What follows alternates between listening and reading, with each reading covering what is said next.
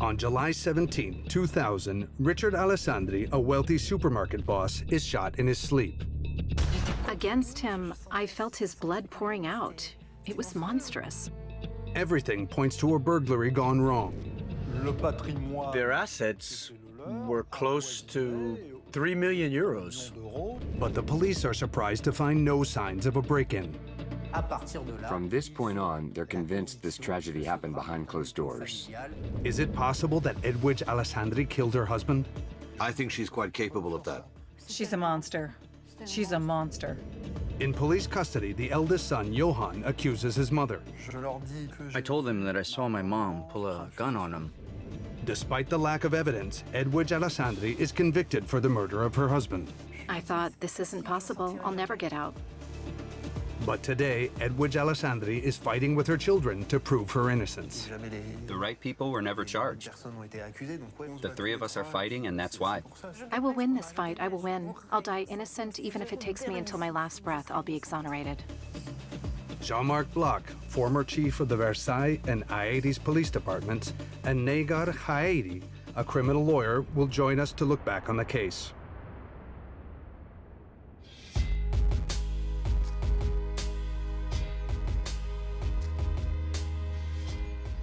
We're in Père-les-Fontaines, a town in Vaucluse, 15 miles from Avignon. It was here that overnight from July 16th to 17th, 2000, Richard Alessandri was coldly shot in his bed while his wife was sleeping by his side.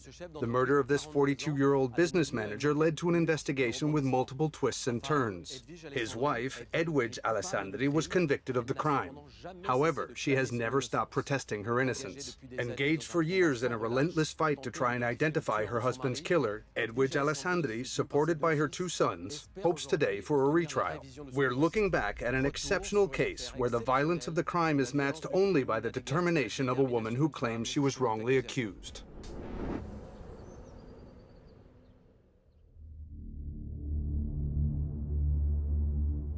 July 17th, 2000. 17 minutes after midnight, the phone rings at the Carpentras Fire Department's call center. The phone rings and we go down. We're told that someone has been wounded in their home. Thierry Mercier, a firefighter paramedic on duty, is part of the response team. We have to go to Père-les-Fontaines. On the way, the switchboard operator tells us there have definitely been shots fired in the house we're going to. One wounded, shots fired. The fire department has no further information. They urgently need to get to the scene. At 12:36 a.m., they arrive at the Gasquet, a Provençal farmhouse at the end of a lane, set back from the highway leading to the village of Père-les-Fontaines. We get to an outdoor courtyard, and there's a young man upstairs who's calling to us and saying it was here. This young man who comes down to meet the firefighters is 17-year-old Johan. The boy is very calm, quiet, relaxed. And he lets us in and tells us it happened upstairs. Upstairs, the firefighters come across Johan's mother, Edwige Alessandri. She's on the bathroom floor, naked, her body stained with blood, barely covered up with a towel.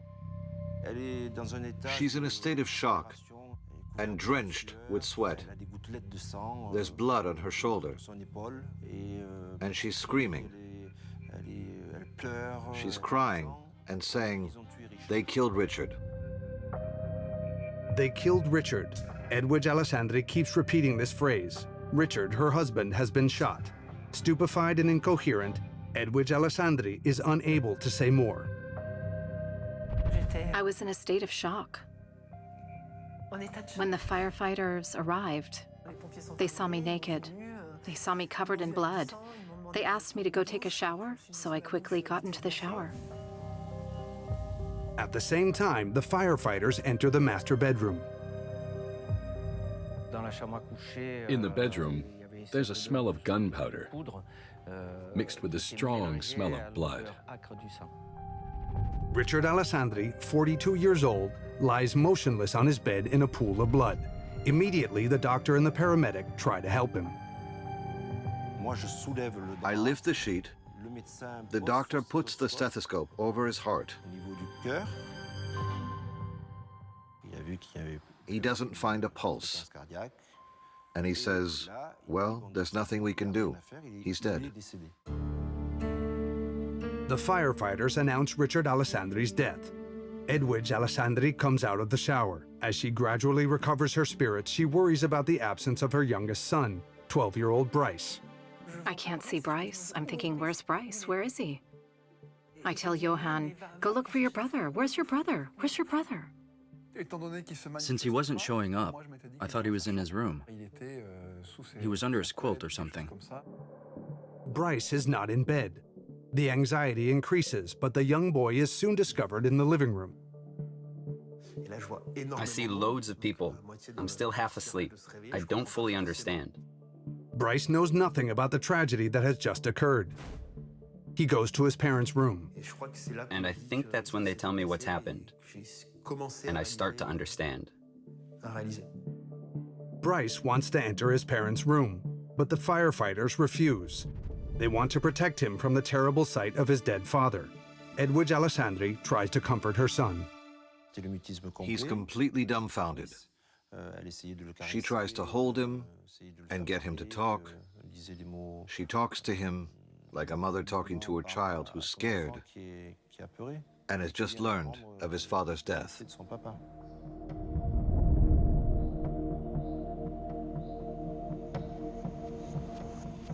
The firefighters try to calm down Edwige Alessandri and her two sons. They know that the tragedy that has just happened will change this family's lives forever. With the victim dead, they're now waiting for the Carpentras Gendarmerie's Criminal Investigation Unit to arrive. Edwige Alessandri, surrounded by her children, then begins to describe what happened. Edwige Alessandri recalls a quiet and pleasant start to the evening.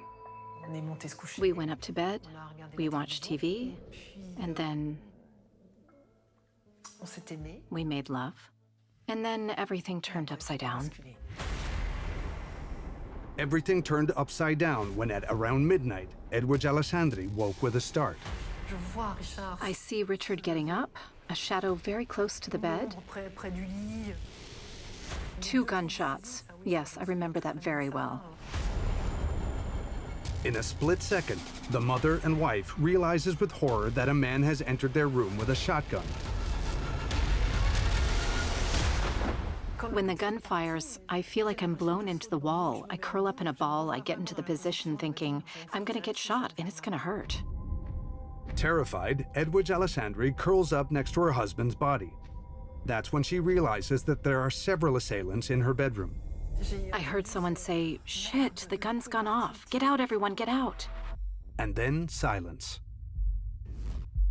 I was against him. I felt his blood pouring out in this heat.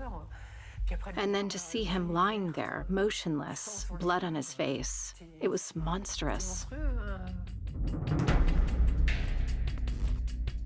I took hold of him and shook him to get him to wake up. Wake up! No, I couldn't do it. Edwige Alessandri is in a state of shock. When I regained consciousness, I told myself, you have to get a move on. You have to save Richard. Despite her fear, she manages to get out of bed and grabs the phone to call the emergency services.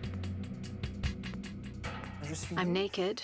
I stay close to the wall, thinking that if I stay by the wall, they won't see or hear me. I want to hide in the shower. And then I see Johan come in and he asks me, what's going on? I say, they killed Richard.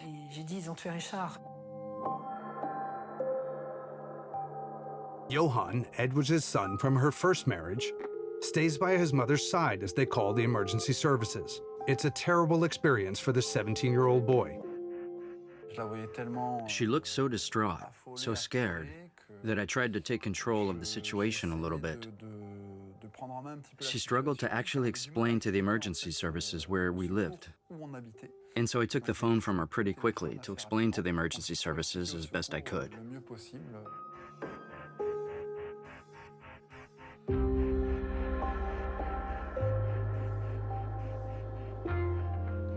At 12:45 a.m., officers from the Carpentras Criminal Investigation Unit and the Pernes-les-Fontaines Territorial Unit arrive at the Gasquet farmhouse. Before inspecting the crime scene and looking for clues that could give essential information about the sequence of events, the investigators ask Edwige and her two sons to give an account of the tragedy. What did they see? What did they hear? Why did they think Richard Alessandri was murdered? Questioned by police, Edwige Alessandri keeps thinking back to the phrase she heard after the gunshot. Why did the shooter say, "Shit, the gun's gone off"? They didn't come to kill Richard, that much is certain. They didn't come to kill us, either of us, that's for sure. When he said shit, it was because he had messed up. For Edwige Alessandri, there's no doubt about it. Her husband was the victim of a burglary that went wrong. So the investigators are surprised that the house has not been ransacked and nothing is missing. What kind of burglars don't steal anything? Mrs. Alessandri's bag was in plain sight. They didn't take it. There were keys to 3 luxury vehicles. They weren't interested. They left without searching the house or taking anything. Edwige Alessandri then directs the police's attention to the open kitchen window. According to her, this is how the burglars entered the house. The first thing I see is the open window in the kitchen. I think they came in through there. Edwige Alessandri remembers that her husband closed this window after shining his shoes in the evening, but she points out that the latch is faulty. You put your hands a little bit like this on the glass, move it either up or down, and then the latch would fall off by itself. It was that simple. From there, we imagine that if this was a home invasion, they came in through there. A theory which becomes even more plausible when another detail immediately attracts the attention of Edwige and her sons. The victims, that is to say Edwige, Johan, and Bryce, point out to the investigators that the flower pots that were on the windowsill had been moved and placed on the ground. The geranium pots are found on the outdoor patio. The people who attacked Richard Alessandri therefore seem to have moved them to climb through the window.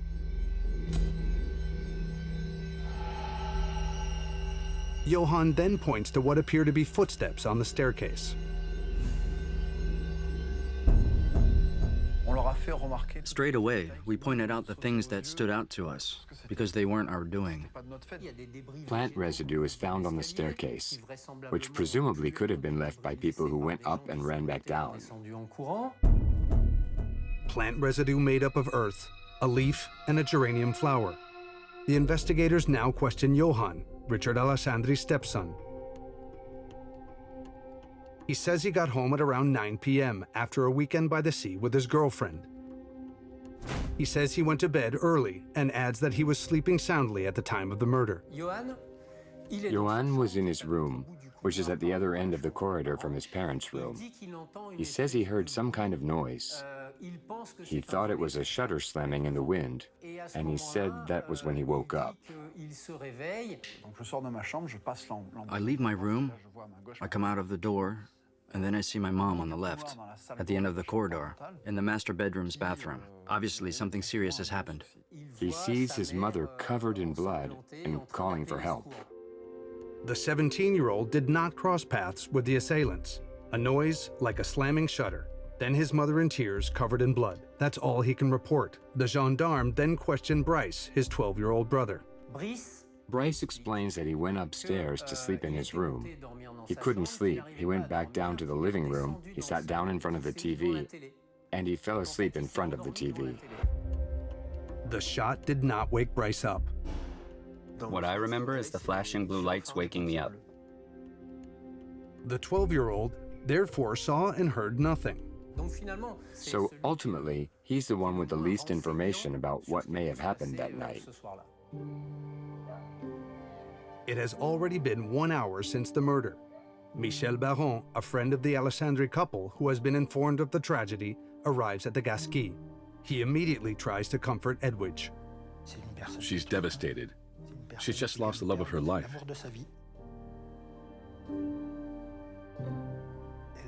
She's a total wreck.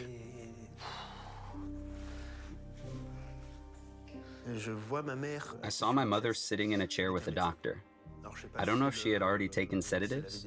I think she had, but she was dazed and in a state of shock after going through that, after seeing that. So yes, she was completely out of it. When Richard died, everything stopped. Everything. Everything.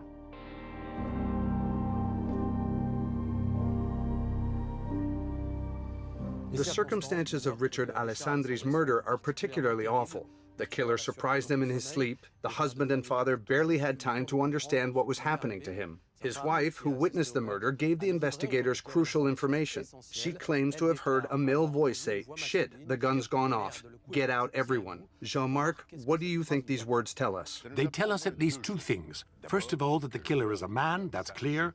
And then that there are probably several of them. At least three. He uses the word everyone, so there's more than one person there. The killer is speaking to at least two other people. It's unthinkable that he would say everyone to only one accomplice. The third thing that can be deduced from this remark is that the shot went off accidentally. Indeed, that's a credible theory. The killer didn't necessarily go there to kill. He probably had another plan in mind. His goal was perhaps to subdue or threaten Richard Alessandri. In her first statement, Edwige Alessandri suggests the theory of a burglary that went wrong, but then why wasn't anything stolen? If it was a burglary, it wasn't a typical burglary. Otherwise, the burglars would have taken everything from the first floor. Since they went straight upstairs to the couple's bedroom, they must have had a very specific objective. The investigation must find out what this was. Edwige Alessandri is the only person to recount the events. Her two sons saw nothing. Johan, the oldest, was woken up by the gunshot, but when he got up, the assailants had already left the scene. And the youngest, Bryce, didn't wake up until the emergency services arrived. Therefore, the only witness is Edwige Alessandri. Yes. Moreover, her testimony must be taken with caution. She's being asked a lot of questions and she's in a state of shock. She can't describe the assailants. She only remembers the barrel of the shotgun. The situation she experienced was terrifying. Witnessing her husband's murder while lying next to him is absolutely dreadful. The forensic technicians don't arrive on the scene until 1:55 a.m. after completing another job. They begin by swabbing Edwige Alessandri and her two sons' hands. The tests will show whether they had been in contact with a firearm or not. Then the meticulous work of the first crime scene investigation begins.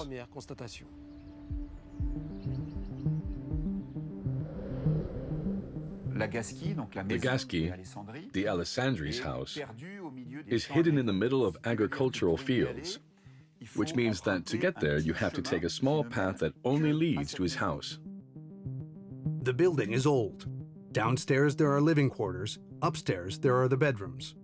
Upon arrival, the forensic technicians immediately decide to limit their search to the countertop side of the kitchen, the bathroom, the victim's bedroom, and the outside space. The other parts of the house contaminated by the comings and goings of the family, the emergency services, and the first investigators will not be examined. The entire first floor, the kitchen and the living room, is a crucial area because it's in an area where the people who broke into the house must have passed through. But this area has been contaminated, so it won't be used. This is a considerable error on the part of forensics. The forensic technicians start their investigations around the kitchen counters. They note the presence of some plant residue. Footprints are also visible. The police believe they come from the victim's polished shoes. The open window above the counter shows no signs of breaking and entering. No footprints are found on the windowsill. There's absolutely nothing on the counter, which is just below the window. The forensic technicians then continue their inspection on the second floor. As they climb the stairs, they take photographs of plant residue on one step. After observing that the two boys' rooms show no signs of struggle or of being searched, the investigators head to the victim's bathroom. Blood samples are taken from the walls. These traces of blood were probably left by Edwige Alessandri when she took refuge in the bathroom to call the emergency services. I know I had it on my back. I had some on my side at one point, all over the part of me that was against Richard. On the floor, the technicians photograph a door handle that has fallen off. They then enter the victim's bedroom, which is connected to the bathroom. They found the lifeless body of Richard Alessandri, crumpled on his bed, in a fetal position on his side, covered in blood. Most of the blood is on the left side of the head, so it's immediately suggestive of a gunshot. On the headboard cushions, traces of blood spatter make it possible to determine the victim's position when he was shot. It seems that he was leaning a little on his arm, with his shoulder a bit raised towards the shooter, like someone who's surprised and is getting up to see what's happening. Near the body, the investigators discover a white sock. In the bed, they found Edwige Alessandri's blankie and a spotless white sock. From the quilt that partially covers the victim's body, the forensic technicians take samples of gunshot residue, undoubtedly from the cartridge wadding. Before leaving the room, they put one last object into an evidence bag. There's a condom at the foot of or next to the bed, which we know has been used, and which contains genetic materials from Edwige and Richard Alessandri. The sun is rising over the Gasquille, and the police head to the garden to complete their inspection. As they pass through the living room, they make a very important discovery. We realize that the patio door that overlooks the garden is a glass door that is not closed or locked. The forensic technicians then focus their search on the large, unfenced garden. The Gasquille is a very nice property. The garden is split in two in a way. On one side is the swimming pool, and on the other side is the garden. And at the foot of this area, we find 2 cigarette butts. No one in the Alessandri family smokes. The discovery of these 2 butts is therefore essential. They are immediately taken into evidence. These butts aren't old, because every evening the lawn is watered. So if they had been there for several days, the butts would show signs of their age. That isn't the case. The automatic watering starts around 9 p.m. every evening for half an hour. So these 2 dry butts were dropped the previous day, shortly before the murder. Nearby, the forensic technicians discover a footprint. A molding of this trace is immediately made. At the end of the search, the house is sealed off.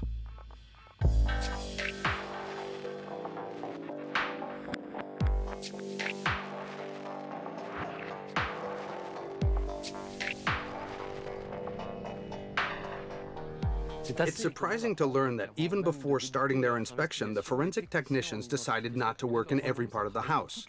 Is this normal, Jean-Marc? No, it isn't normal at all. It even strikes me as abnormal. It's true that the first floor of the house was contaminated by many people. First of all, the emergency services, and then Edwige Alessandri's friends who came to give her moral support. But without knowing the modus operandi, they should have treated the entire property as a crime scene and gone over it with a fine-tooth comb. Otherwise, we'll always wonder if there was a clue that could have changed the course of the investigation. The crime scene, in the strict sense of the term, so the bedroom where the murder was committed, was examined by the forensic technicians. What can we learn from these initial findings? What we can deduce from them is that everything is consistent with Edwige Alessandri's statements. Firstly, the sock that serves as her comfort blanket was found inside the bed, which shows that she was sleeping by her husband's side. Secondly, the cartridge wadding found on the bed demonstrates that the weapon used was indeed a shotgun. Well, Edwige Alessandri talked about a double-barreled shotgun. And thirdly, there are traces of blood in the bathroom where she says she went to call for help. The investigators drew up a plan of the Alessandri's house. To enter the master bedroom, you have to go through the bathroom. So this bedroom doesn't open onto the corridor, unlike the other bedrooms. Yes, and that strikes me as very interesting. It suggests that the assailants knew the house. I get the impression that after entering the house, the assailants went straight to the bedroom. While heading to the garden to look for traces of the perpetrators, the police discovered that one of the patio doors in the living room wasn't locked. Do you think the assailants could have entered or left through there? Well, it's very difficult to answer that question. The late arrival of the forensic technicians means that this observation happened long after the murder. Many people had come and gone, so it's impossible to say not only whether this door was locked or unlocked, but also whether it was open or closed. 2 fresh cigarette butts were found in the garden. Do you think they're likely to be connected to the events? The place where these 2 butts were found may suggest their connection to the events. They were found behind a hedge, high enough to camouflage someone. I think there could have been a lookout, and that the footprints discovered at the bottom of this window came from a lookout. You said earlier that there were probably 3 assailants in the house at the time of the shooting. Now you're adding a lookout to the team. Do you think it's possible that 4 people were involved in the murder?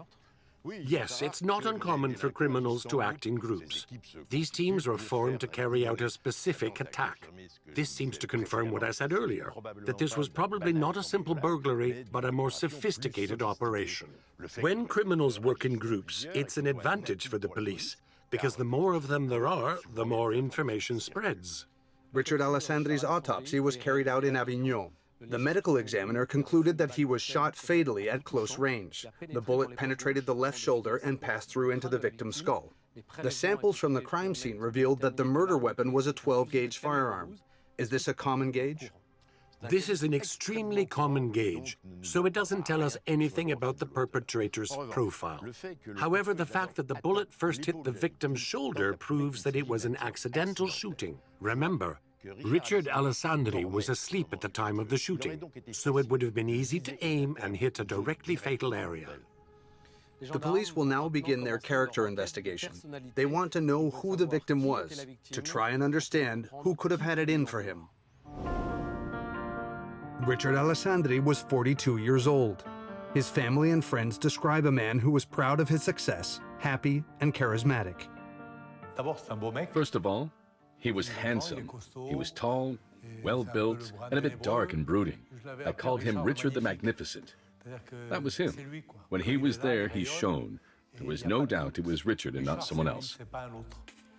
Richard Alessandri met Edwige when he was 25 years old. He was very much in love with her. She was very beautiful, very charming, and intelligent. At the time, Edwige had just divorced the father of Johan, her eldest son. My parents separated when I was around 3 years old. My mom soon got into a relationship with Richard. So he raised me as much as my father did. I had 2 dads. When they were little, he raised him as if he were his own. He never said his son or the son he never had. No, Johan and Bryce were his children.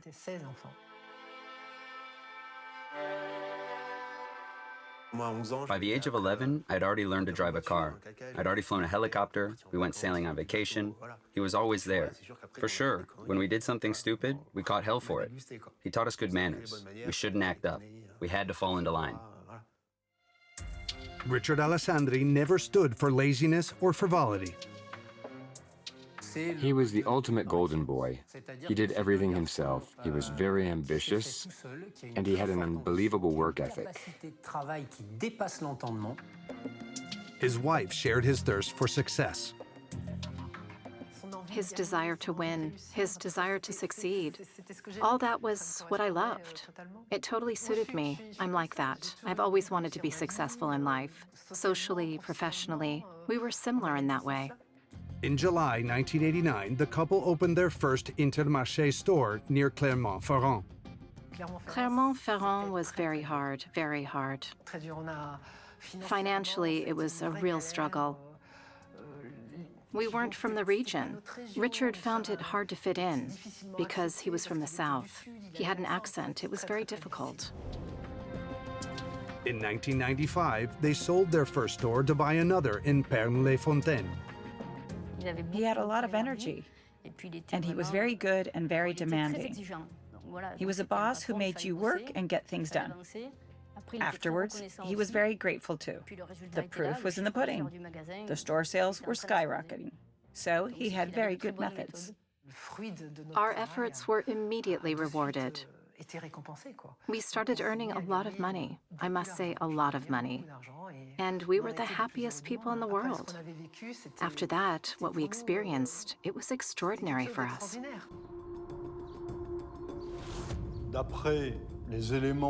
According to the police's findings, their assets were close to 3 million euros. Luxury cars, jewelry, and nice vacations. For the Alessandris, life was good. Until the terrible night of July 17, 2000, when the whole family's happiness was shattered forever. I got a call saying that there had been an attack at my brother's house, and he had been killed. It didn't really sink in. I didn't fully understand what was going on. This was after the fact. Loic Alessandri then had the difficult task of informing his mother of the news. My son came over very early. I was very surprised to see him arrive. He had a strange expression, and then he told me Richard had just been murdered. Oh my gosh. I can't tell you. I can't explain it. We went out into the garden. We screamed and screamed. Oh, it was horrible. That moment was really terrible, and it's still etched in my memory.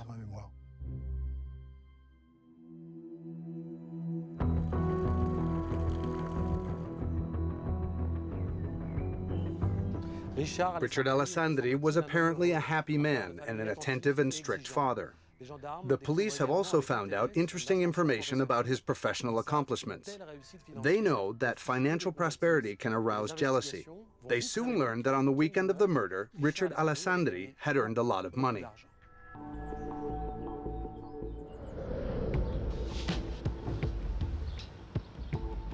Richard Alessandri closed his store at Sunday lunchtime, a few hours before his murder. He was very happy and bragged to anyone who would listen about that weekend's good performance. He could have talked about the revenue that weekend. They brought the house down. They'd never made a revenue like that. Richard Alessandri boasted wildly about his record revenue. He owed it to the Melon Festival, a local event that he organized himself. He always had innovative ideas to try to make sales. He was obsessed with making sales and having a successful business. He was very proud to close his store, knowing the safe was full. In cash, there must have been between 200 and 300,000 francs at the time. I think it must have been about that amount. Could this exceptional revenue worth almost $50,000 have a connection to the murder? The police are looking into this hypothesis. Richard Alessandri could have been the victim of a particular kind of extortion. What's the idea?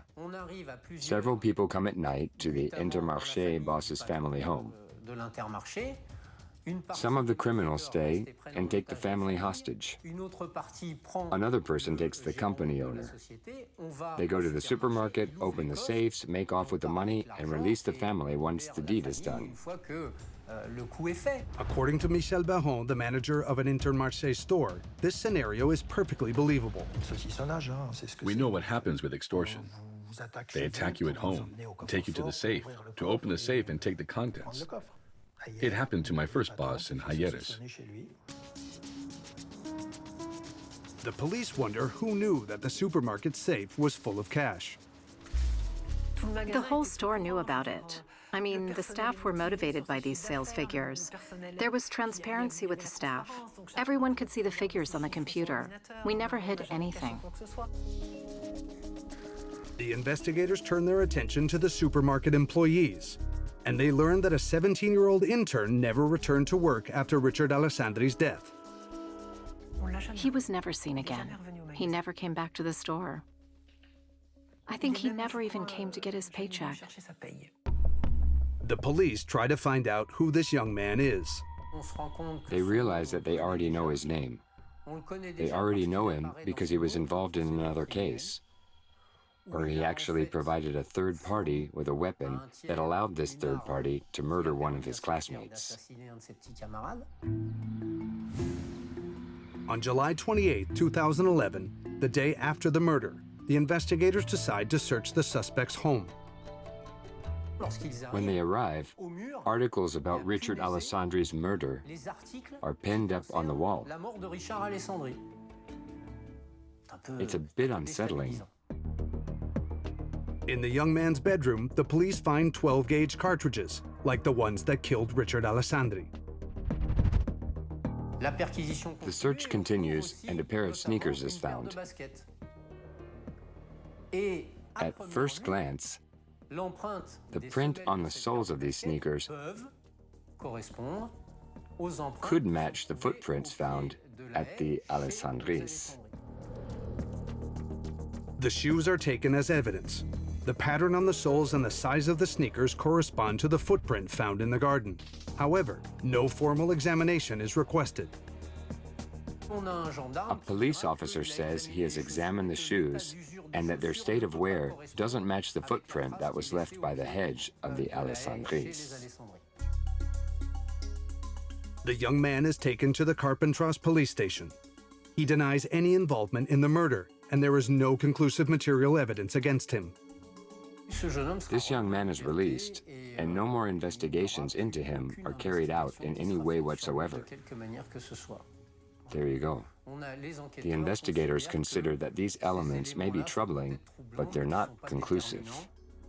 Today, there are no charges hanging over this boy who, to the question, "What were you doing on the night of the murder?" he's always responded, "I don't remember."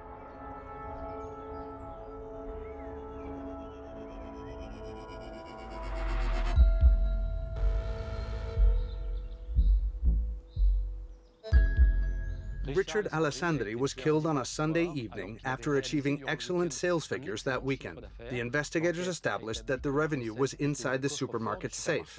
This money was supposed to be transferred to the bank on Monday. Logically, the police first considered the theory of extortion.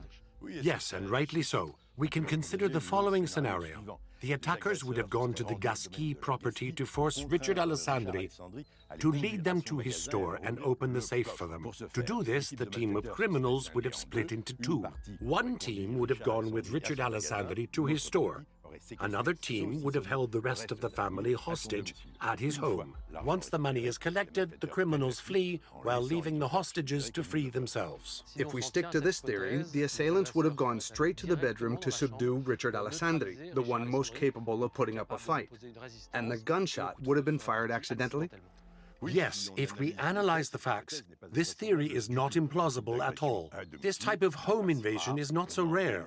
There are about 2,500 of them in France every year. To reduce these kinds of robberies with hostage-taking, procedures have been put in place. A procedure that means the head of the company can't open the safes. The young man who worked at Richard Alessandri's supermarket was ultimately acquitted because there was no material evidence linking him to the murder. Jean-Marc, were the police right to abandon this lead so quickly? No, they were wrong. Because when it comes to this young man, there were many troubling elements that warranted much more thorough checks. Aiding and abetting isn't only physical acts. It can be much less visible than that. Aiding and abetting can simply be providing information that helps someone commit a crime. This young man was in a very good position to know that the weekend's revenue had been significant and where the cameras and safe were located. After acquitting the young supermarket intern, the police ended up setting aside the extortion lead, which may seem surprising. Right, and from what I've gathered, their reasoning was that if it had been an extortion attempt, the criminals would have worn balaclavas, and they would have subdued the whole family, if not before, then at the same time as Richard Alessandri. Remember that no one saw the criminals, no one can give a description, and therefore no one can say whether they were wearing balaclavas or not. As for the criminals' strategy, no one can say what it was, but subduing the supermarket boss first is logical. As we've seen, the police have never believed in the theory of a typical burglary because nothing was stolen. They no longer believe in the extortion theory. They decide to start the investigation from scratch. Then, 10 days after the murder of Richard Alessandri, a crime reenactment is organized at the Gasquet farmhouse.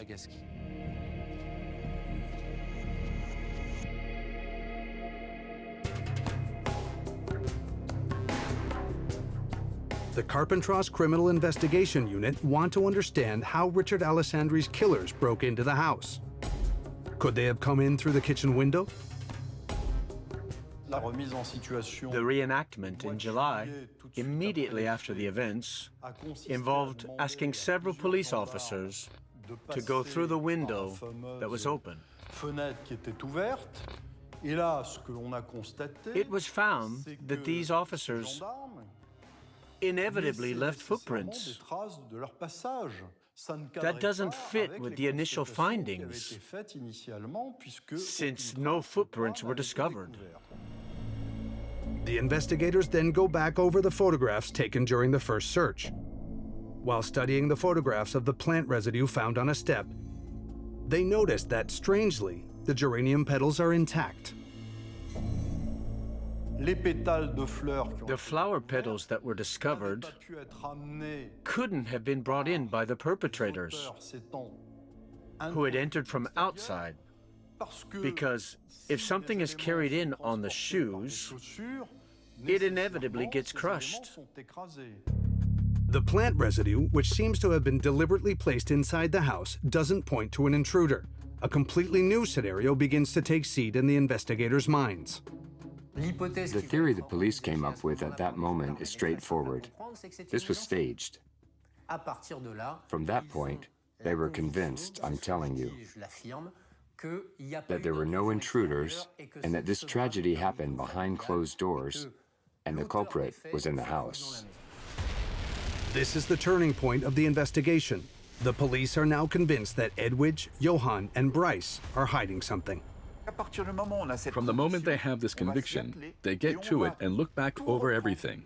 They go back over the photos of the crime scene. During the first search, it was noted that Richard Alessandri's head was resting on his right cheek. However, in the photos of the discovery of the body, blood can only be seen on the left side of the victim's face. For the police, this is proof that the body was moved after the fatal shot. The investigators then focus on the white sock found in the bed. Edwige Alessandri told them that it was her comfort blanket, the object she slept with every night, and yet...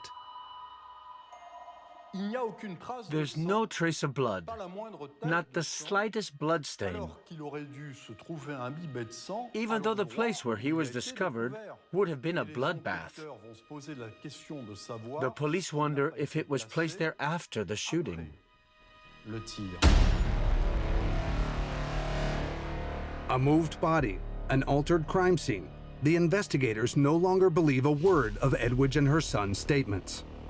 Then, on July 27, 2000, the day after the reenactment, the police learn a crucial piece of information. The forensic technicians have found gunshot residue on Bryce's hands. Essential particles were found on Bryce that analysis showed to be gunshot residue. There was lead, barium, and antimony. So the investigators reasonably wondered how this kid ended up with all these things on him. What happened on the night of the murder at the Gasquet? The investigators are now focusing their full attention on the family tragedy theory. They once again look into the victim's personal life. At this time, the testimonies are very different. What if Richard Alessandri's happy family was just a facade?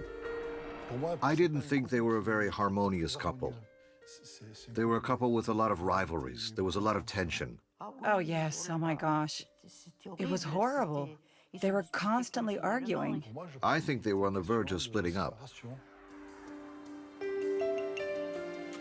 The housekeeper made very harsh statements, saying the couple no longer had any love or affection. Not only in their relationship with each other, but also with their children. There was no affection in that house.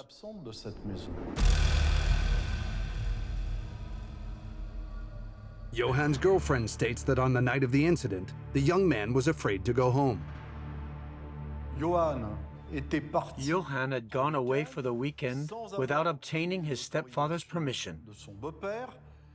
She told us that he was terrified of going home and that he went back, in her words, with tears in his eyes, because he knew that there was going to be an argument and that it was going to escalate. Could a violent argument have broken out that night, leading to Richard Alessandri's murder?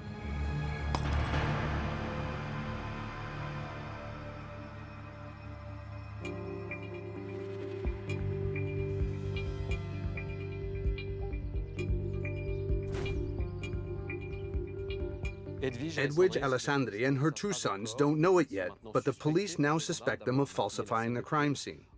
The investigators haven't found any traces of a break-in, and the findings on the night of the event aren't consistent with the reenactment. What's your opinion, Jean-Marc? It's normal for the police to work on this theory, but I get the feeling that to back it up, they're only considering the window above the kitchen counter as the point of entry into the house that night. But remember, there is another point of entry, the French door in the living room. We don't know whether it was open or closed, and if it was closed, we don't know whether it was locked or not. There are other elements that make the police suspect that Edwige Alessandri and her son staged the crime scene. First, flower petals seem to have been deliberately placed on a step. Second, the spotless blankie could have been planted in the bed after the murder. Third, the victim's body was allegedly moved. When it comes to the petal, the blankie, and the possible moving of the body, you can do all the forensic examinations you want. They can always prove one thing and the opposite. But I don't think that's the crux of the matter. Until someone explains to me what interest Edwige Alessandri might have in moving her husband's body, I don't see how it can be important. Gunpowder residue was found on the hands of Bryce, the youngest son, which could suggest that, contrary to his mother's statements, he was not sleeping downstairs but present at the crime scene. Yes, but the gunpowder residue collected from Bryce's hands is not in sufficient quantity to be able to say that he touched the murder weapon at the moment of or after the shot. Gunshot particles are extremely volatile elements. It's quite possible that one of the firefighters who approached Bryce to get him away from the crime scene contaminated him. However, no gunpowder residue was found on Edwige Alessandri. Can we deduce from this that she didn't shoot her husband? Nothing can be deduced from this at all. Remember, Edwige Alessandri took a shower at the request of the firefighters, so it makes complete sense that no gunpowder was found on her. On November 23rd, 4 months after the murder, a forensic report lands on the examining magistrate's desk. This report concludes that it is impossible that Edwige Alessandri heard the killer say, "Shit, the gun's gone off, get out everyone." The volume of the gun blast would have temporarily deafened her. The police decide to take Edwige Alessandri and her two sons into custody. On November 28th at 6:30 a.m., the Carpentras Criminal Investigation Unit turn up at Edwige Alessandri's home. I was having a coffee. I'd just gotten up. Edwige Alessandri thinks that the investigators have come to tell her that her husband's killer has been arrested. I asked them, "Have you found them?" And they told me, "Yes, it's you." So then The police immediately search for Johan and Bryce, who are still sleeping. Edwige Alessandri is appalled. I thought, they're completely insane. They've hit their heads. There's something wrong. Edwige Alessandri has no time to talk to her sons. They are immediately separated and driven in 3 different cars to the Carpentras police station. I found myself at the police station in Carpentras. That's when they told me I was being held in police custody. I didn't even know what police custody meant. In a neighboring room, Johan, who has just celebrated his 18th birthday, is also held in custody. Like his mother, he has no attorney and is alone with the police. I repeated what I had said during my first statements, and when I finished, they told me, "Well, that's nice, but we don't believe you." Johan is disoriented. He doesn't know how to respond. They told me nobody had broken into the house, and they were certain. So I was dumbfounded. They told me that all their findings proved nobody had entered the house. Bryce, just 12 years old, suffers the same fate as his mother and brother. But considering his young age, the police decide to interview him in an unoccupied official apartment of the gendarmerie. We were in a shabby building, I don't even know where. In an apartment. There was a door and a long corridor with a room at the bottom. There were 3 officers with a laptop, a stack of papers, a printer, and a chair. They told me, talk. Edwige, Johan, and Bryce soon understand that the investigators suspect them of lying. The police tell them that the apparent signs of forced entry, which they pointed out during the first search, were staged. You speak, but they don't listen. Every time they tell you, it was you, it was you, it was you. When that didn't work, it was my children. When my children didn't work, it was me again. They wanted it to be the 3 of us, that's for sure, because they kept going, it was you, it isn't complicated, there was no one else. It was either you, your brother, or your mother. So tell us what you're lying about. It was one of you 3. There's no other explanation. It had to be one of us 3. 12-year-old Bryce is supported by a lawyer. This doesn't stop the police from doing whatever they can to unnerve him. Are you covering for your mother or your brother? Did you do it? Is your mother covering for you? Was it an accident? It was a nonstop barrage of questions with, it's not that, it's not like that. The young boy can no longer bear the interrogation. You know you were the only one with gunshot residue on your hands. Explain yourself. And poor Bryce, in tears, said something I'll never forget. I swear to you, sir, I didn't kill my dad. At one point, they managed to make me doubt myself. I mean, I even asked myself the question, what if I did it? What if I can't remember? Do I have a gap in my memory or something? At 10 p.m., Bryce is released. A friend of his mother's picks him up from the police station. He has spent 15 and a half hours with the investigators without any news of his mother or brother. For Johan, it isn't over. His police custody continues, but at 10:30 p.m., the officers suggest suspending his interrogation. And the investigator said Johan Boguslav didn't want to go rest in a cell. He wanted to stay in the office, sitting in a chair. In the office, with only a police officer for company, Johan waits for the night to end. He sits there for hours, tired and stressed.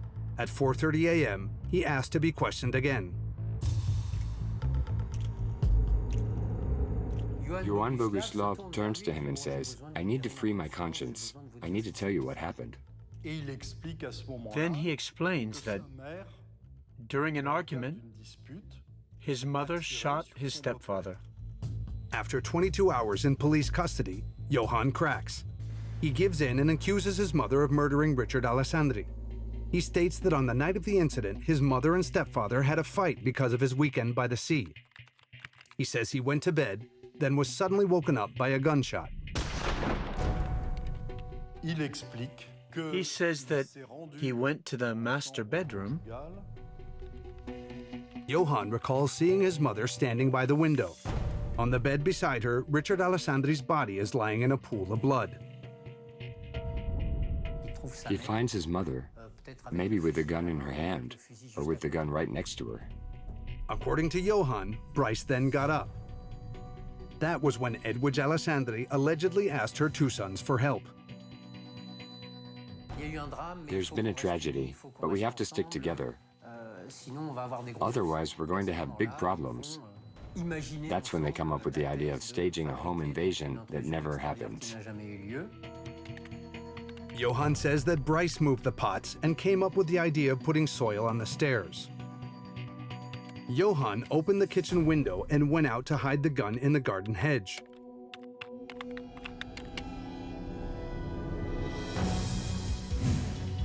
At the end of this story, on November 30th at 6:30 a.m., Johan is released from the police station after spending 48 hours in custody. I come out. My dad takes me to some family friends. I think I fall asleep right away. I'm still exhausted, and I don't really know where I am. I'm lost. I don't know what's going to happen next. I have no clue.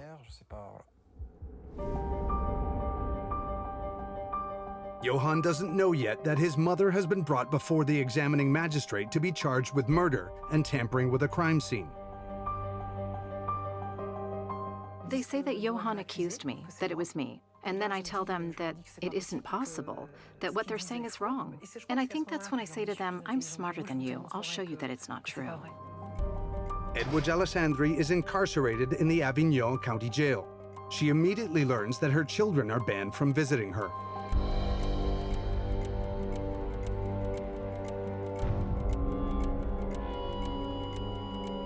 Bryce Alessandri was interrogated for 15 hours and 30 minutes on gendarmerie premises. He was only 12 years old. At that age, police custody isn't possible. However, there is juvenile detention. In concrete terms, how does it differ from typical police custody? In concrete terms, there are several differences due to the extreme vulnerability of a minor between 10 and 13 years old. In particular, it's mandatory for a lawyer to be called out during the detention. Then for the duration of the detention, the minor can only be detained for the time necessary to give a statement, with a legal maximum of 12 hours, renewable once under certain conditions, so 24 hours in total. Whereas for an adult, custody lasts in principle for 24 hours, and is renewable once, so 48 hours in total. Can a 12-year-old child be criminally responsible? For a child to be criminally responsible, the law requires them to have the faculty of discernment.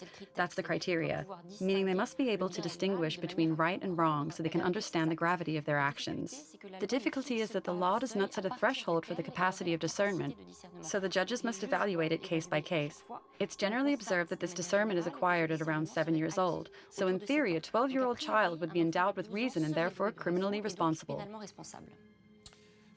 Johan's confession caused Edwige Alessandri to be charged. The teenager described how he allegedly helped his mother stage the crime scene. However, he emerged free from the police station. Why, in your opinion, was he not arrested like his mother for tampering with a crime scene? It's true that legally speaking, giving Johan self-incriminating statements, he should in principle have been referred to the examining magistrate at the end of his police custody and indicted just like his mother for modifying the crime scene. The examining magistrate, on grounds of expediency, the details of which are unknown, preferred to keep him free, knowing that he could always be questioned later as a witness. When Edwige Alessandri arrives in jail, she quickly learns that her children will not be allowed to visit her. Who decides this? And why, in your opinion, was Edwige Alessandri deprived of visits with her children?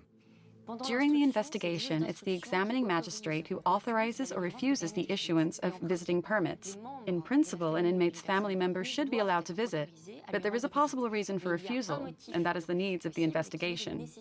This is the idea that communication between the detained person and a family member could compromise or jeopardize the course of the investigation. And in this case, that's probably what happened. Given Johan's statements about his own involvement, as well as his mother's, the examining magistrate undoubtedly considered that it was preferable for the latter not to see her children, to avoid any risk of fraudulent collusion, meaning the formulation of a false cover story. 4.5 months after the murder of Richard Alessandri, his wife is incarcerated. The family falls apart. Bryce goes to live with his maternal grandparents, and Johan goes to his father's. For some, the case is solved. For others, it's the beginning of a terrible miscarriage of justice. The news of Edwige Alessandri's indictment and incarceration provokes different reactions. We thought, what's going on here? The police are losing their mind. This is ridiculous. What are they trying to do? I don't understand. It's impossible that it was Edwige. It's beyond comprehension, and it's even worse for the kids. We knew the family situation, so we weren't surprised at all by the possibility of her guilt. He was going to leave her. We were almost sure of it. And she was going to lose her job. She wanted the power and the money. I'll get rid of him, and then I'll have it all. It's only at the end of the day that Johan learns that his accusations have sent his mother to jail. I have a feeling that this is largely my fault. It's a pretty heavy feeling of guilt. Immediately, the young man says that his statements are worthless. He reports how on the first night of his custody between 9:30 p.m. and 4:30 a.m., the police prevented him from sleeping. During my custody, they didn't let me rest in any room apart from the office. I was on a chair. If I dozed off at the desk, there was a policeman who told me to wake up and sit up in the chair. I'm telling you, I was ready to say anything so that I could go and rest, to make it stop. It was then that the young man succumbed. I confessed, and they told me, no, it wasn't you, because that doesn't fit with certain elements of the investigation. In particular, I had no traces of gunpowder on my hands, and that didn't suit them. It wasn't their story. Surprisingly, these statements do not appear in the official report of the interrogation. Johan feels that the police manipulated him into accusing his mother. They led me down a path, a kind of bottleneck, to the fact that it could only be my mother, and that I had to accuse her. Exhausted, Johan complied. I think I told them specifically that I saw my mom putting down a gun or picking up a gun on the bed, something like that. At the time, I was thinking, let's try this. Will it work? Will they let me rest? That was what was going through my head at the moment. Is it going to suit them enough so that I can finally go to sleep? They wanted more details. Johan then resumed his story with the sole aim of satisfying the police and finally being able to sleep. As I was making things up as I went along, they told me, no, that isn't right. That doesn't fit with this statement. I was reformulating my statement to stick to their file as much as possible. They were actually guiding me during the custody. On December 6, 2000, Johan, consumed by guilt, sends a letter to the examining magistrate to retract his statement. From the county jail, Edwige Alessandri writes a heartbreaking letter to her son. The first letter I wrote was to Johan. I don't know if he got it because all my mail was going through the judge, but the first words were, I don't blame you. You're still my son, darling. I want to say I don't blame you. Despite Johan's retraction, Edwige Alessandri is kept in pretrial detention. My mom's incarceration was very difficult for me because I couldn't visit her. And it was even more appalling because I knew for a fact that she was there for no reason.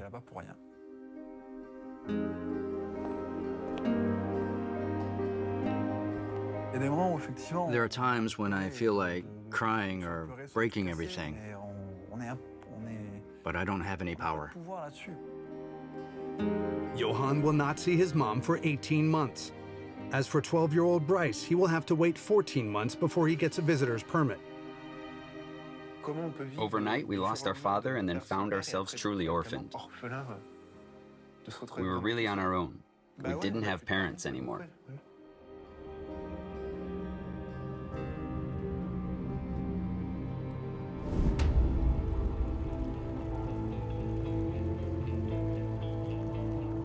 Johan's testimony is striking. He explains how he was driven to confess. I'll repeat what he told us. As I was making things up as I went along, they told me, no, that isn't right. That doesn't fit with this statement. I was reformulating my statement to stick to their file as much as possible. They were guiding me during the custody. Does this surprise you? Unfortunately, no. I know it can happen. When an investigator is convinced that they know the truth, they may end up carrying out what's known as coercive interrogation. This means the answers are almost prompted in the questions. This can lead to judicial errors if the magistrate doesn't play the dual role of head of the investigation and impartial judge. It was Johan's confession that sent his mother to jail, and yet the teenager's retractions had no consequences. Why, in your opinion, did the examining magistrate not believe these retractions? First of all, it's very common for the implicated parties to retract statements, but these retractions don't cast doubt on their confessions if they are supported or corroborated by other evidence. But in Johan's case, there is real cause for doubt, and the most significant is what he says about the murder weapon.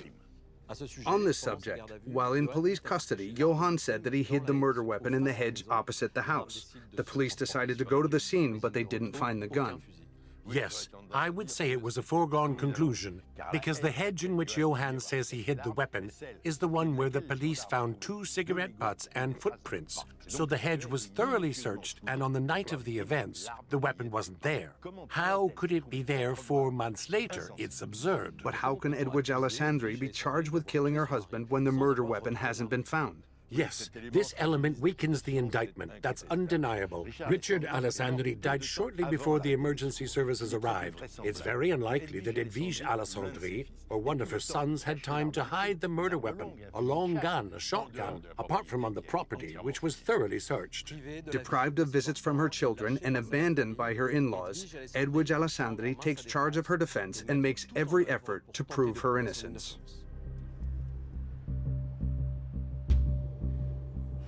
In August 2001, 9 months into her pretrial detention, Edwige Alessandri writes to Jean-François Abgral, a renowned former police officer turned private investigator.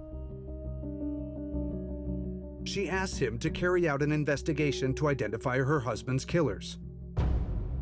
Before accepting the mission, Jean-François delves into the case file. I'm struck by the direction the examining magistrate and the investigators have taken.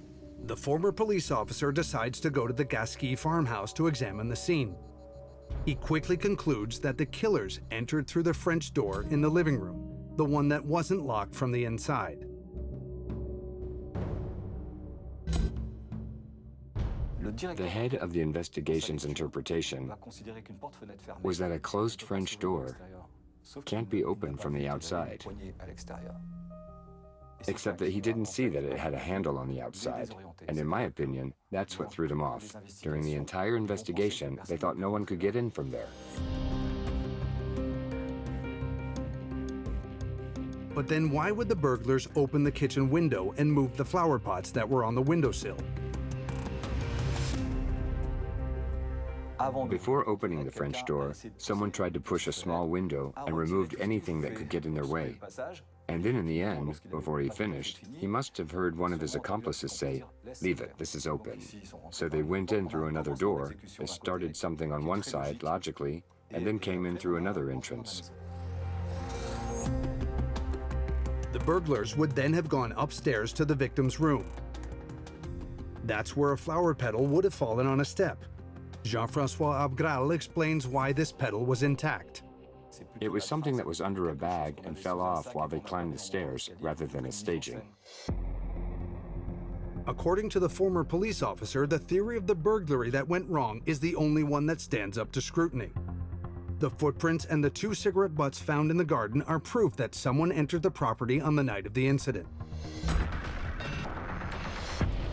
To finish taking the indictment apart, Jean-François Abgral criticizes Johan's statements. How could the investigators have believed such implausible allegations? Johan says he hid the murder weapon, but then why didn't he have any gunshot residue on his hands? He doesn't say that he washed his hands. That could have explained why there were no traces. What he says isn't possible. It's just not possible scientifically. We're talking about science here.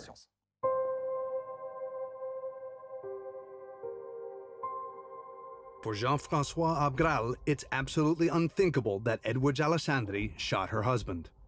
Except for my family, except for my closest friends, Mr. Abgral was the first person to believe I was innocent.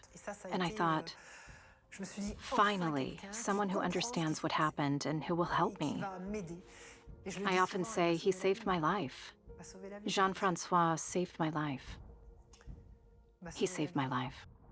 On August 28, 2002, after several rejected applications, Edwige Alessandri is released. I was holding onto the bars and saying, "Tonight I'll sleep at home with my children." That was the first thing I said. Tonight I'll sleep at home with my children.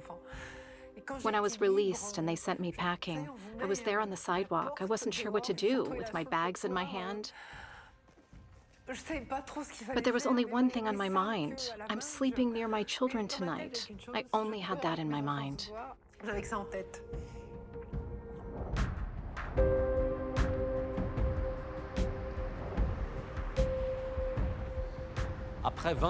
After 21 months in jail, Edwige Alessandri feels that her release on probation shows that the justice system is beginning to doubt her guilt. But on July 30th, 2003, she stands trial at the court of Avignon for the murder of her husband. After 9 hours of deliberation, Edwige Alessandri is sentenced to 12 years in prison. She immediately appeals, but the verdict is upheld in Nîmes on December 21st, 2006. Her lawyers then lodge an appeal and secure a third trial. On February 9, 2009, the third trial of Edwige Alessandri begins at the Rhône Criminal Court in Lyon. I have the mindset that we're going to prove my innocence. I'm not going there with a light heart. I'm scared. I'm scared to death. Edwige Alessandri's defense wants to demonstrate to the jurors the inconsistency of the prosecution's case. So this is an argument that went wrong? I think we're forgetting something. It's Sunday night. We know they had just had sex. A used condom is found at the foot of the bed with the couple's DNA. This is not a very typical scene for an argument.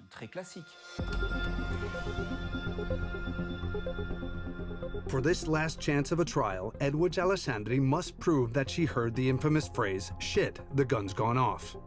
This is obviously a real problem for the defense, since if she didn't hear the phrase, there's a question over whether this was an intrusion. The defense calls an audiology specialist to the stand. An acoustician is found privately by Edwige's defense. He explains what a gunshot is and the impact a gunshot can have on your hearing when it's fired near you. As if it's obvious, the defense's specialist demonstrates that Edwige Alessandri was able to hear. In the split second when it's at 130 decibels, the moment when the shot is fired, obviously at that moment you can't hear anything. But in the next half second, you obviously recover your hearing.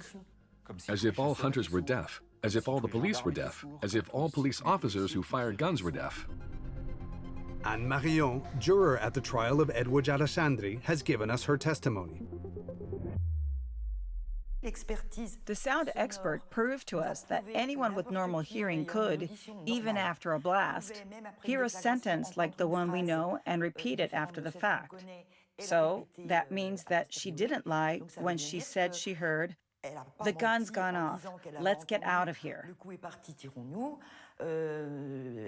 She certainly heard this phrase. On the fourth day of the trial, Johan's lawyer is surprised that the male DNA found on the 2 cigarette butts has never been sent to the FNAEG, the French National DNA Database. How can Edwige Alessandri be convicted without first exploiting all the clues discovered on the night of the crime? This argument hits the mark. It's sloppy. It's slapdash. Why would you want to send this woman to prison at all costs? Because that was the problem. We were there. They were missing evidence that they could have had, but didn't. And they went ahead with the trial anyway. On February 29, 2009, the verdict is handed down to the accused. She just said, "I would have wanted to die with my husband." She said she wanted the truth, and she would have preferred to die with her husband. Of course, that's moving. On the last day, I thought they believed me. They understood. They knew it was a burglary that went wrong. After 7 hours of deliberation, the verdict is delivered. Edwige Alessandri is again convicted for her husband's murder and sentenced to 10 years in prison. It's a failure. My life is ruined. I think back about my children. I tell myself I won't see them again, and it's going to be terrible. My parents, my family, and then I say to myself, they still don't believe me. I broke down. In my memory, I think I left. I saw my mother, and then I think I went outside and walked around for a while. Even if it's heartbreaking, and you want to break everything, to cry, and you're incredibly angry, you're forced to live with it, because the reality is that the police took my mother and are sending her to prison. For Richard's brother, the verdict is a victory. For us, it's over, of course. It makes us feel relieved and that we'll be able to move on. We won, we're right, we got the culprit convicted, we got her convicted, and that's it. We have a sense of mission accomplished. Edwige Alessandri is taken to Saint-Étienne prison to serve her sentence. Even today, I still have tears in my eyes. Because it was unfair. Unfair. Convicting someone is serious, let alone for murder. But in the end, you have to do it with proof. You have to do it with something irrefutable. But you don't sentence someone to 10 or 12 years in prison over a geranium petal.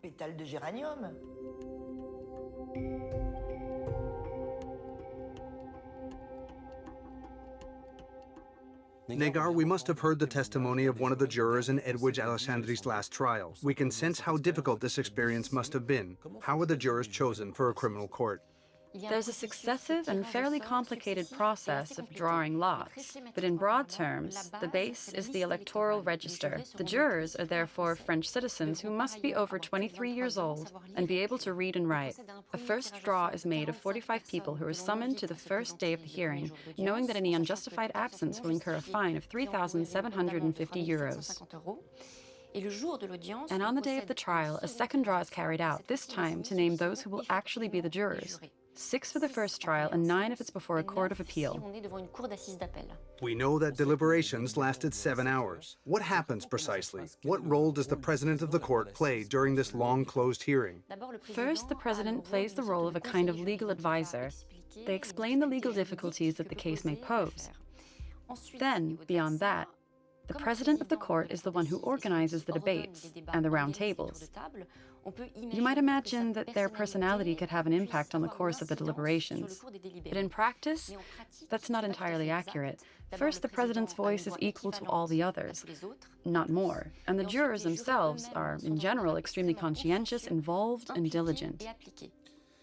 What recourse is there for Edwige Alessandri, who claims to be innocent and who was sentenced to 10 years in prison at the end of her third trial? Since the conviction decision is final, the only appeal left would be to appeal for review, which has a condition that's crucial but extremely difficult to meet. You must demonstrate the existence of new evidence likely to cast doubt on the guilt of the convicted person, in this case, Edwige Alessandri. It should be noted that in practice, most appeals for review are unfortunately rejected. As we've seen, Edwige Alessandri called on a private investigator, Jean-François Abgral. What legal power can the information gathered by a private investigator have? In these criminal proceedings, the evidence is open, so in principle, there's nothing stopping anyone from hiring a private investigator to find evidence for the defense. But a private investigator will have no particular authority, and their testimony will be worth as much as that of any other witness. However, when someone is definitively convicted, like Edwige Alessandri, the benefit is that the private investigator could eventually find new evidence that could lead to a possible appeal for review. And in September 2009, in a dramatic turn of events, new evidence, long awaited by Edwige Alessandri's defense, is produced. A comparison with the national database has revealed the identity of the man whose DNA was extracted from the cigarette butts found in the garden on the night of the murder. On October 21st, 2009, the smoker is questioned by the Carpentras Police Department. The police ask him why his cigarette butts were found at the Gasquet farmhouse on the night of the murder. The smoker says he doesn't have a car. He hitchhikes and sometimes he crosses the field to get to a road faster. And he must have accidentally dropped the cigarette butt there that night. It's just a coincidence. When questioned further, the man ends up giving a completely different story. He admits to being at the Gasquet, stationed behind the hedge to observe the comings and goings of the Alessandri family. He adds that he wanted to steal swimming pool equipment. What swimming pool equipment would you want to steal? I don't know. Swimming goggles, a cap, a ball? I don't know. No theft has been reported anyway. He ends up saying that he was standing guard just in front of the wall so that he could maybe steal a ball or a float from the pool a little further away. Well, this also seems made up to me. It's not enough for someone with critical thinking skills. After 3 hours of interrogation, the police release the smoker. I think it's outrageous. I mean, you'll accuse a 12-year-old child of killing his father, and here's someone who was there. His cigarette butts are found on a huge private property in the countryside where he has no reason to be at the moment of the crime. And you trust him? Yeah, well, I was just passing by. Okay, have a nice day. But with a 12-year-old kid who hasn't done anything, you wear him down. It doesn't make sense. 8 months go by before the case is faced with another twist. On June 23, 2010, a young man from Pernes-la-Fontaine spontaneously gives a new testimony to the Montpellier Police Department. He says he watched a report on the Alessandri case with his mother.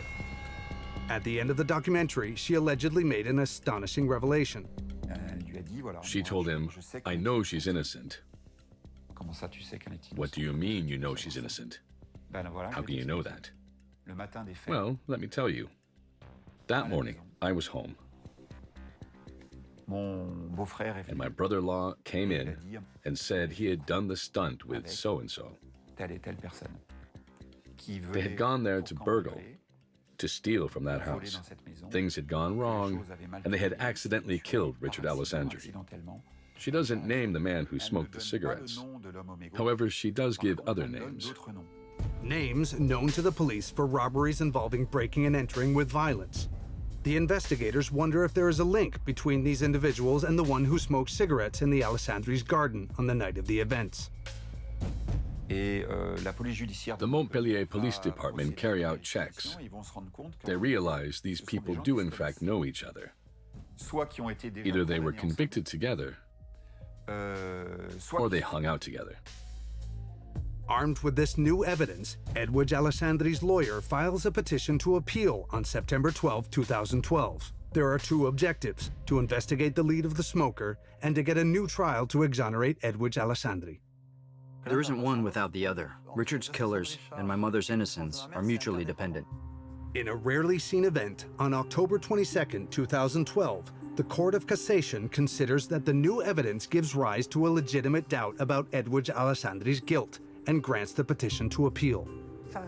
I'm happy, and I think this is it. We'll be able to resume the investigation. I think they're going to do it. It's a relief to think I'm going to live. I'll be able to start living again.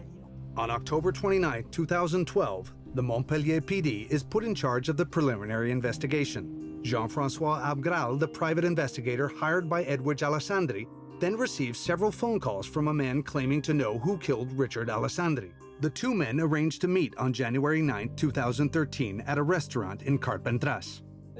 He tells me he's a fence who has been doing this for years. He has nothing to do with the case, but he knows everything. And he explains that he saw 4 individuals preparing for the attack on the Alessandris. The man names the 4 individuals who are allegedly involved in the murder. Among them is the smoker. He gave the names of several people who were involved in the crime. What's interesting is that several of these names match the names given by the first witness. This fence explains to me that these people came under the pretext of working on a swimming pool on the premises. They studied the place and the couple's comings and goings. They assembled their team and carried out the act. Then the group of 4 accidentally fired the gun and left. He explains that the small gang had carried out another extortion offense less than a half a mile from the Gasquille a few days before the incident. Statements that proved to be accurate. Very shortly before us, 10 days before, I think, or a month before, the same thing happened. How far away? 765 yards as the crow flies, with the same setup. A lawyer, or the son of a lawyer, I don't know anymore, was butchered by the same team. The Carpentras police dropped it with no further action. I'm convinced that if in August of 2000, we had at least half of this information, Edwige Alessandri would never have spent a moment in police custody. On April 4, 2013, the Montpellier police submit their report to the Criminal Appeals Commission. On June 3, 2013, the Appeals Commission launches a new legal inquiry to entrust it to an examining magistrate from Avignon. Immediately, this magistrate makes an astonishing decision. She decides to bring on the Avignon Police Department and the Carpentras Criminal Investigation Unit. The investigation, when Montpellier was in charge, gave us a lot of hope. And I had the feeling that because of corporatism, once again, we were giving the case back to the people who had put my mother in prison. And it wasn't going to move forward. And we realized that that was in fact the case.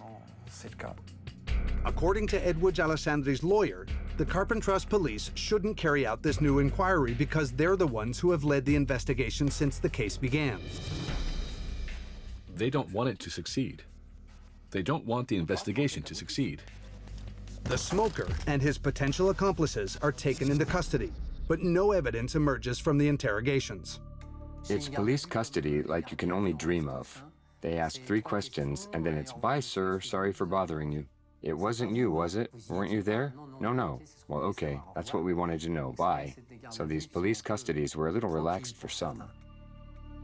At the end of the inquiry, the officers from the Carpentras Investigation Unit judged that their investigations had been unable to identify anyone except Edwige Alessandri as the possible perpetrator of the murder.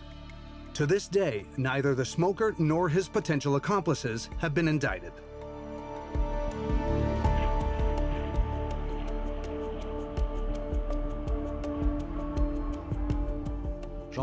Jean-Marc, on April 20th, 2018, the case was dismissed. The Alessandri children's attorney immediately appealed this decision, but in the meantime, no more investigations had been carried out. This seems absurd in view of the latest developments in the case. It's easy to understand. First, the investigations carried out by the Montpellier police gathered evidence that went against the investigation initially carried out by the Carpentras Gendarmerie. However, in June 2013, the examining magistrate reinstated this same gendarmerie unit to the case, which evidently brought this new clear and direct lead of the smoker and his accomplices to a standstill. For the appeal to be accepted, there must be serious doubt as to Edwige Alessandri's guilt. But this doubt has undeniably existed since the day the smoker was identified. How come this didn't benefit Edwige Alessandri? Yes, in theory, the appearance of a new piece of evidence that raises serious doubt is enough. But in reality, it doesn't work that way. For an appeal to go to trial, the justice system must be convinced that it has identified a new and true perpetrator, exonerating the person who was previously convicted. In this case, I deeply and sincerely hope that the appeal lodged by Mrs. Alessandri's children against the dismissal order will succeed. Today, I'm hoping for the investigation to be resumed effectively and quickly. If the appeal request was accepted, it's because the legal system has too many doubts to keep the case the way it is. What I want is for the killers to be found. We're close to this goal. We even know some things about these people. But I want it not out of a spirit of revenge, but to be at peace. We can't really grieve. It's more like turning the page because the chapter is unfinished.